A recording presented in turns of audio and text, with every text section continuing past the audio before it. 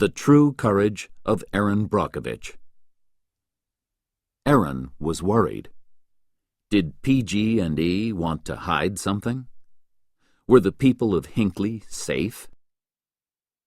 Erin Brockovich is one of Julia Roberts' best movies. It follows the life of a smart young American woman with no husband and 3 young children. The movie has everything that a successful story needs. Lots of action, strong people, and a happy ending.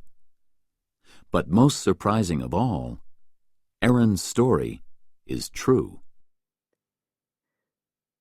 Erin was in trouble. She had no money, no job, no husband, and 3 young children. Life is difficult when you are a single mother.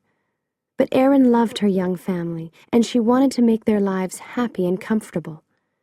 Day after day, she read the local newspapers and called for jobs. But every phone call and every interview was unsuccessful. It was time to try something new. Erin visited her lawyer, Ed Massery. "I'm smart, I'm hardworking, and I'll do anything," she told him.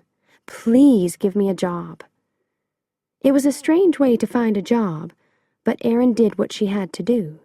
She wanted to be a good person and a good mother. Erin was not like the other office workers. She did not always speak politely, she did not wear dark suits, and she gave her opinions fearlessly. She worked hard, organizing papers into piles and boxes every day. But the work was too boring for a smart woman like Erin. Soon she started reading some of the letters in lawyers' papers to make her days more interesting. Erin was a careful worker, and she wanted to do her job well. One day she found some people's health papers in the same box as their house papers. This was unusual. "Why are these together?" she thought. "Maybe there's a mistake."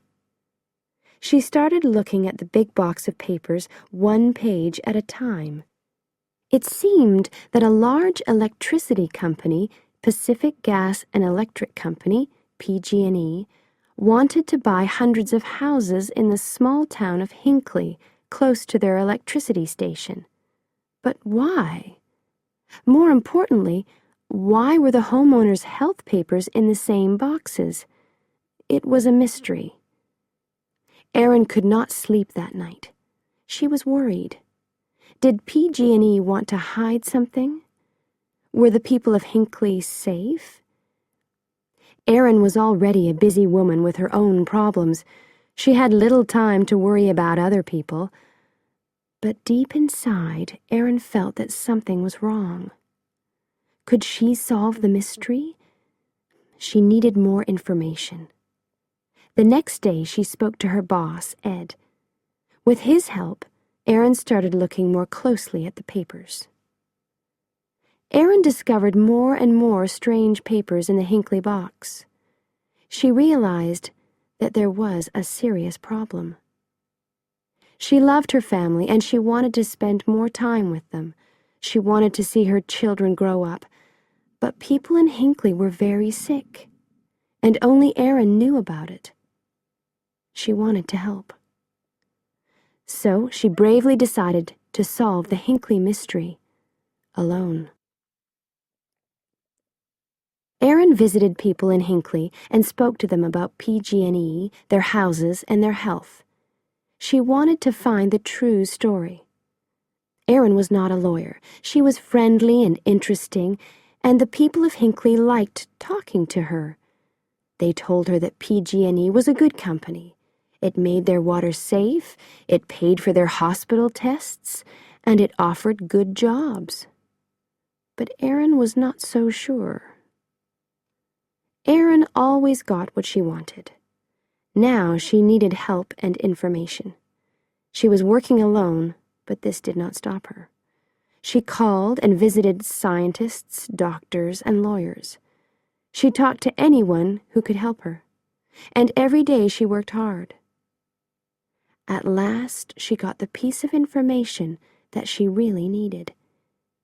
PG&E was poisoning the water near Hinckley.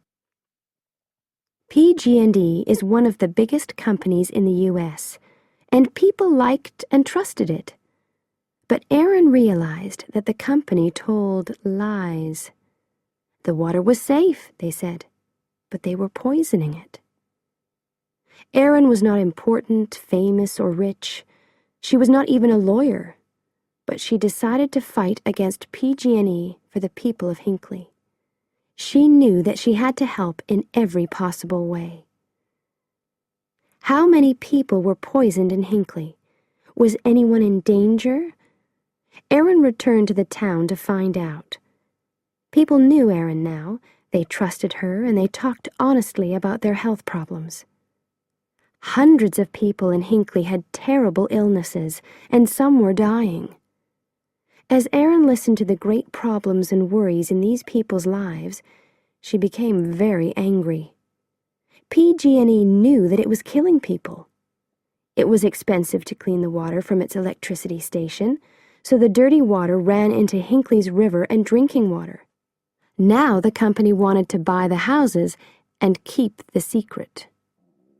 It was not worried about the people who became sick. It was worried about possible payments to those people. Money was a big problem for Ed Massery, too, at this time.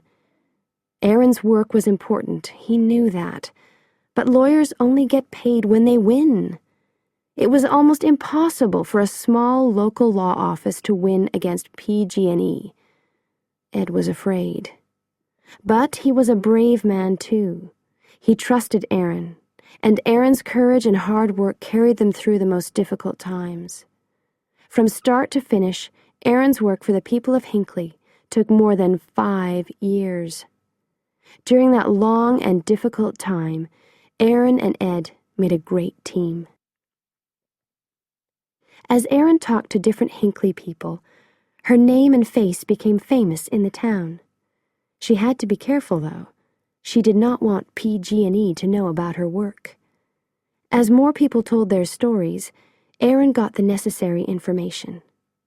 She worked longer and longer hours. She still had a family to look after, too.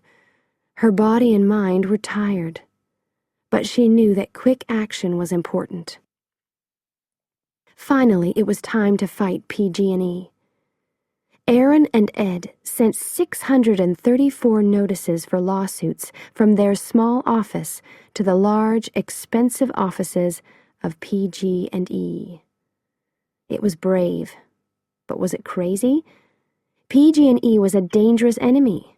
Was this the end for Ed's company?